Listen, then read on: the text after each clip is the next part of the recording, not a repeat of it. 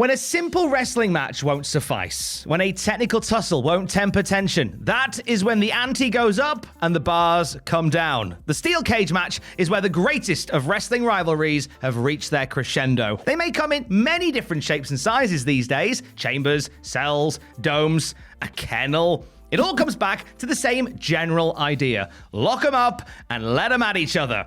We're about to step into our Power Slam powered DeLorean to trace the brutal backstory of battles behind bars. My name is Tom Campbell from Cultaholic.com, and this is the history of the steel cage match. Join us.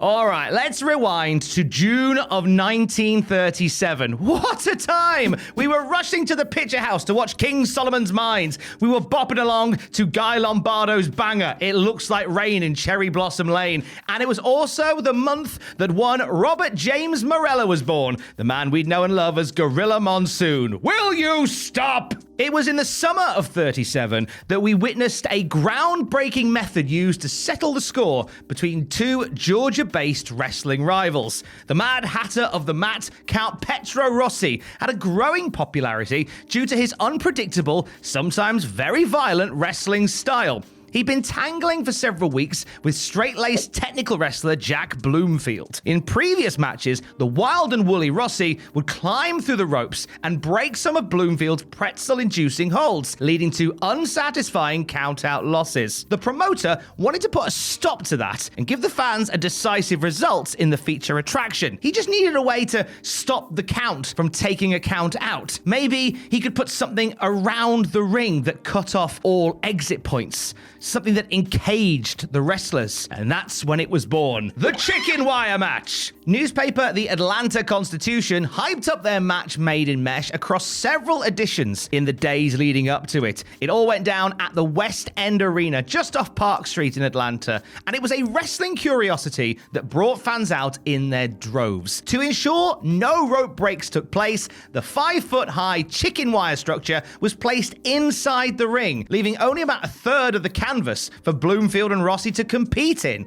Not that it mattered. I mean, we're a long way off moonsaults off the top of the cage. From here, the wars amongst the Gores became a speciality in Atlanta, used to light up otherwise slow ticket sales, pay off a rivalry in a grand fashion, or sometimes both. When Count Rossi retired and became the promoter, he would sometimes wheel out the wire, using it memorably in 1955 to settle a blood feud between Eddie Morales and Champ Thomas. Not the Champ Thomas, but Champ Thomas. His first name was Champ. You get it. Their wars would often spill out of the squared circle and sometimes into the front row, yielding unsatisfactory double countouts. This time, the chicken wire was used not just to keep the wrestlers from fighting outside the ring, but to stop Champ from scrapping with the fans. He tended to do that from time to time. Champ, you scamp. By this point, the concept of imprisoning the participants and dialing up the hostility had grown. Not just in size, now the cage was enclosing the whole ring, as opposed to a circle in the middle like some sort of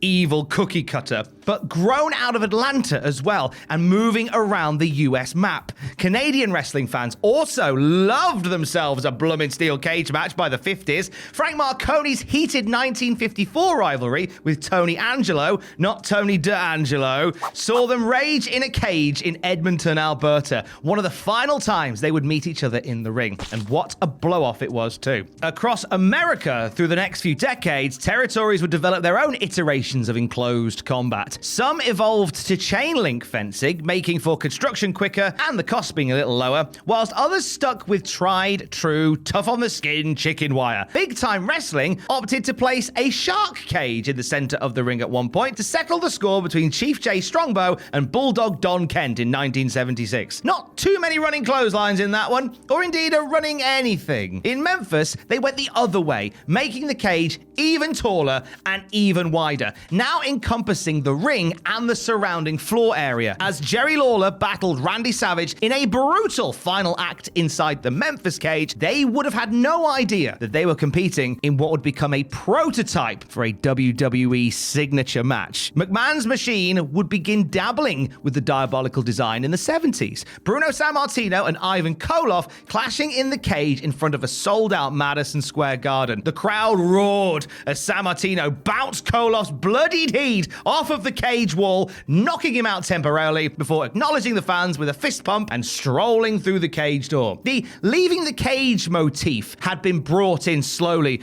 over time and was designed to add that extra edge to the match. You can't pin or submit your opponent, you've got to incapacitate them in order to win. No lucky roll-ups or sudden tap-outs allowed. This has to be decisive and brutal. In theory. Sammartino would attempt to rekindle that malicious magic in the metallic monstrosity at the legendary showdown at Shea in 1980, where he and his young former protege Larry Zbyszko culminated their rivalry. However, there was one man in the World Wrestling Federation that became synonymous with the steel cage. Jimmy Superfly Snuka, guided by Lou Albano, challenged beloved babyface Bob Backlund for the WWF title in the early 80s in a match that took place in the confines of steel. It was here that Snuka left mouths agog with an incredible Superfly splash from the top of the cage to the canvas below, and missed, giving Bob Backlund the chance to shake away cobwebs and escape the cage for the win. The bravery of Snuka would lead to a babyface turn, and 1 year later, Superfly would Superfly again at Madison Square Garden, creating that iconic moment. You know the one Mick Foley hitchhiked to bear witness to. Everybody that came before Snuka had used the cage as a weapon. Nobody had seemingly considered using it as a diving board. The NWA, along with WCCW and many other territories, had turned cage matches into truly brutal affairs, an enclosed battleground where iconic wrestling moments transpired. Ric Flair had found himself at the center of a lot of claret and controversy through the mid-80s in cage matches. There was his bloody battle with Kerry Von Erich at WCCW Star Wars in 1982. This saw Flair survive thanks to Freebird shenanigans. There was his war with Harley Race, which he won when he successfully came off the top rope, arguably the biggest shock of all. And there was a memorable clash with Nikita Koloff in 1985 that led to Dusty Rhodes, in a valiant attempt to save Koloff from a Horseman beatdown, getting his ankle shattered. That night, the Horsemen barely got out of the cage and to their cars. The crowd were ready to tear them limb from limb for what they'd done to the American Dream. Dusty would get a slice of revenge at Starrcade that year. Ultimately, he didn't dethrone the champ, though. In 1983, the Omni saw another twist in the tale of Metallic Madness as Georgia Championship Wrestling presented The Last Battle of Atlanta, a blood feud, boiling point encounter between Tommy Rich and Buzz Sawyer. It was a steel cage match topped with, well, a top. For the first time, the exit was cut off by adding a roof, with the only way to win being by a pinfall or knockout. A steel cage with a roof, eh?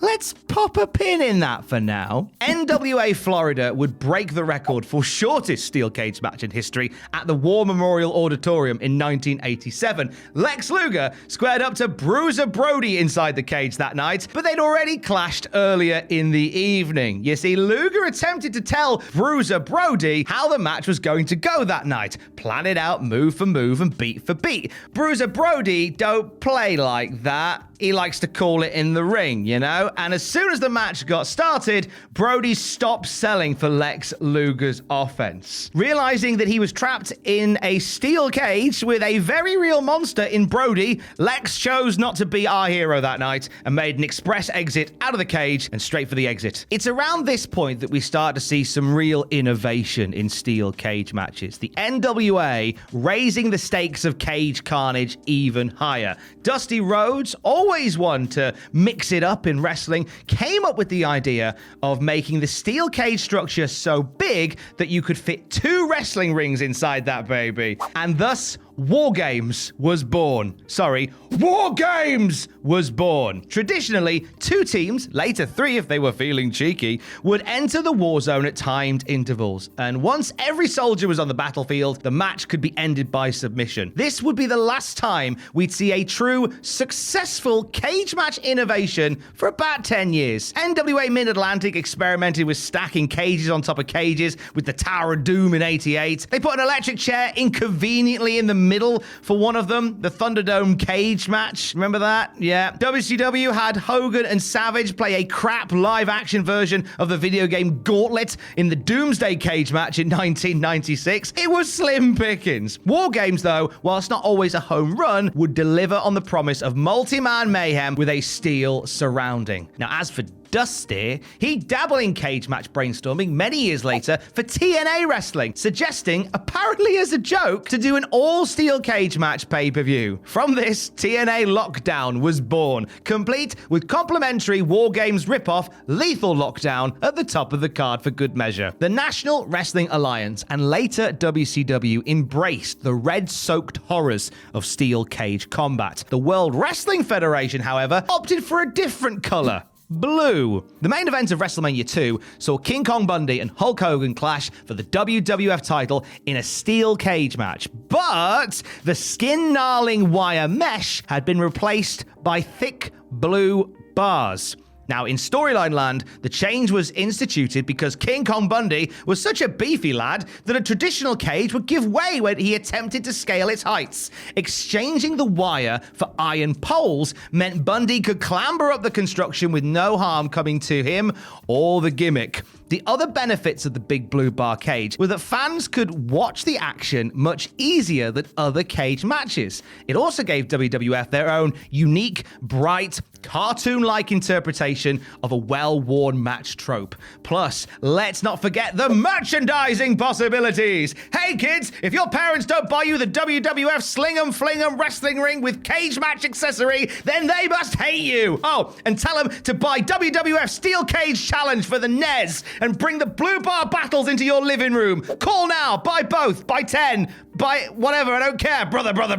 WWF did run a few more classic cage matches on TV and VHS releases before full-time adopting their blue-barred boy. This was despite a lot of reservations across the board about the new cage match style. Wrestling purists hated it because, change, stop it. Ring crews would complain about it being a chew-on to construct. It's always fun to go back and watch pay-per-views and the unique way they'd stretch and stall whilst teams of road crew feverishly put these giant Meccano sets together before the crowd got too bored. And the wrestlers themselves said the blue bars were more painful than the predecessor, which it looks like a wire mesh cage would be worse, right? There was at least some give in the old style cages when a wrestler was thrown into it. The iron poles less accommodating to the supple flesh of a pro wrestler. Now, despite its flaws, WWF hosted some milestone moments in its cobalt blue container. It was used to promote Hulk Hogan's cinematic endeavor, No Holds Barred, as a TV airing of the film was immediately followed by a steel cage match between Hulk Hogan and Brutus the Barber Beefcake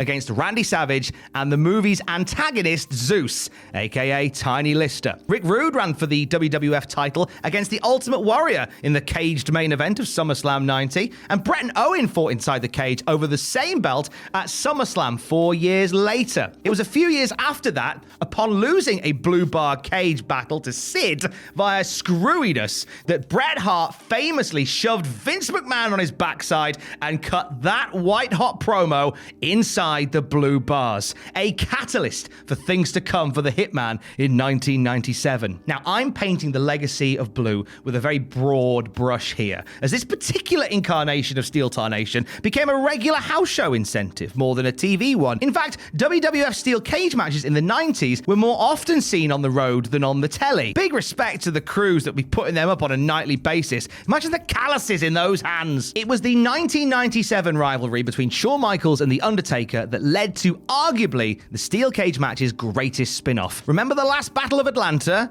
Remember the Memphis Cage? WWF remembers, and they made the decision to combine the two dangerous disciplines, a cage match that goes around the outside, with a roof on the top to create a battleground for the Heartbreak Kid and the Dead Man, known simply as Hell in a Cell. The Devil's Playground would play host to some unforgettable WWE moments, usually consisting of folk like Mick Foley and Shane McMahon flying off the roof. The cell became the place where the most blood-soaked of struggles would be resolved, and they really did get blood-soaked from time to time. Check out Triple H and Batista going to war in 2005, and both occasions that The Undertaker battled Brock Lesnar inside of the steel cage on steroids known as Hell in a Cell. By the late 90s, with the arrival of Hell on Earth, WWF had quietly dismantled its former Azure match du jour, going out not with a bang or a whimper, but a woof, as it was used as part of the Kennel from Hell match at Unforgiven 1999. It was Al Snow, it was Boss Man, it was dogs weeing on each other between the things. It was a thing. Do check it out if you haven't done so already. Share my suffering. WWF from there went back to a more traditional wire mesh arrangement, this time pre-constructed and hung above the ring before the first bell. That way, when it came time for caged collisions, all the road crew had to do is click it into place like a very violent Lego brick. The only other time during the Attitude Era that the Fed flipped the format on the steel cage was by going all UFC and having Ken Shamrock compete in the Lion's Den, an unofficial octagon in a separate part of the arena. Owen Hart and Steve Blackman would find themselves literally in the Lion's Den with the world's most dangerous man, but when Shamrock left the company, that match seemingly went with him. In 2000, WCW saw how the Fed were fashioning their own fortified fight flavors, and whilst War Games were still being played, they wanted to try some alternative cage match mix-ups. This saw the return of NWA's Tower of Doom, the triple-decker cage. It was used in the final act of the WCW-powered movie Ready to Rumble, starring David Arquette as a stupid, mouth-breathing wrestling fan. This led to real David Arquette having a real world championship run and competing in a real triple-decker cage match, much to the chagrin of real, stupid, mouth-breathing wrestling fans. WCW rolled back the years even further when Scott Steiner was throwing down challenges in the Steel Asylum cage. It was meant to give off an MMA sort of vibe, but almost perfectly replicated the first ever steel cage match between Petro Rossi and Jack Bloomfield. Compare them. They look pretty much the same. They weren't very good, though, I'll be honest. They had War Games, though, Dusty's creation from the 80s.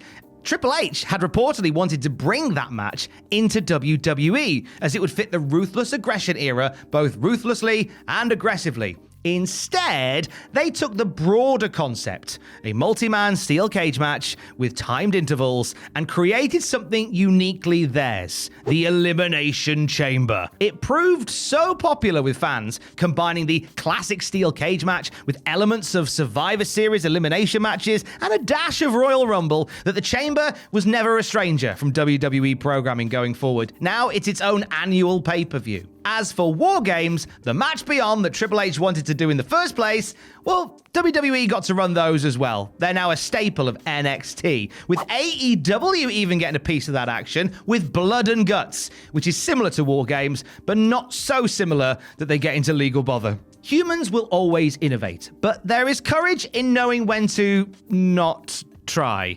Had WWE possessed said courage, they wouldn't have tasked a team to replicate the blue bar cage of old with reinforced bamboo in 2007. We gotta give a knowing nod and an eye roll in the direction of the Punjabi prison match. Devised as a personal gimmick match for the great Khali, it was critically panned for being an overcomplicated eyesore. It featured doors that you had to go through to get into the next section of the cage, but those doors only opened for 60 seconds before they locked forever. You had bespoke, weird weapons to use on your opponent, and not one but two structures to work around, making it a very difficult match to enjoy live, as it looked like your favorite wrestlers were playing hide and seek in a bamboo forest. They didn't get wheeled out that often because, on top of it being convoluted and confusing, it was expensive. WWE has to hire completely separate trucks to bring this monstrosity to arenas, and after Jinder Mahal's Punjabi prison WWE title defense against Randy Orton in 2017, they've yet to see any real reason to bring it back. They could possibly use it to feed several hungry pandas. During the pandemic in 2020, WWE tried all sorts of weird and wonderful ways to distract fans from how empty the arena was and how bleak the world was. One of those involved mixing up our friend the Steel Cage once more to blow off a rivalry between Matt Riddle and Timothy Thatcher. Both were proficient in ground and pound wrestling disciplines, so a match that leaned into that was born in the Fight Pit. This ultra-competitive submission match got around the rope break rules by simply taking away the ropes. Why didn't they think of that in 1937? They were replaced with the steel cage with a platform on the top, giving a down and dirty pit fighter-like aesthetic. Hardcore violence isn't exactly encouraged here, but folding your opponent up into a pretzel using 14 different snug submission grapples, yeah, you get on that, lads. Utilizing the steel cage to get a submission victory over your beaten down opponent. Big fan of that. Keep it up. Our journey through the ages of steel cages is concluding now. A gimmick match that connects the graps of the Great Depression to the modern era of sports entertainment. I have no doubt that whilst people will tinker and tailor it, the steel cage match will soldier on and be part of the wrestling world for as long as wrestling is a thing. However, if we could keep clear of bamboo for a bit, that'd be grand. Oh, and no more dogs, please. Thank you.